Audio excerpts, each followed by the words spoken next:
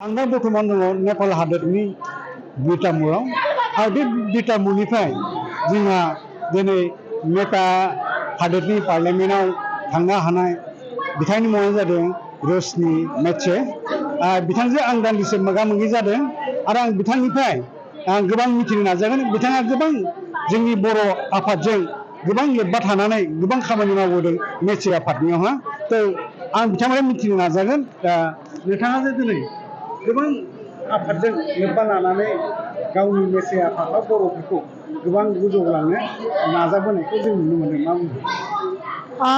इसे माने जोंनि नेपाल हादोरनाहाय मेचेफोरा 5193 पिपल बां दं दा जों आं अप्पर हाउसआहाय मेम्बार जाबाय थाला बे जोंनि गोरबोनि खोथा नंगौ ओमफ्राय बे जायगाहाय थांनानै दा जोंनि माने सानखोसा अनजिमा गोनां बर'फोरनि थाखाय ओमफ्राय जों बायदि ल'निसा अनजिमा गोनां माने पपुलेसन गोनां इसे पपुलेसन गोनां गुबुन मानसिफोरबो दं दा मियानि दिनाहाय आं एग्जिकिउटिभ मेम्बार बायदि जानानै खामानि मावदोंब्ला दा जा अप्पर हाउसआहाय फैबाय थाला बे जायगाहाय जेन माबोरै जों पलिसि बानायनानैहाय जोंनि बर'फोर बायदि इसे पपुलेसन गोनां मानसिफोरनि थाखाय मा होनो हारिसानि थाखाय खामानि मावनो हानाय बे खोथाफोराहाय आं दा जेन फैगोन दिनाहाय खामानि मावदों नोंथाङा दहाय होनदों डिसप्लेनि खोथा होनदों नोंथाङा मा होनो इसा बायदि दा जोंनि बे बैसागु बोथोर प्रग्राम खुंबाय थाला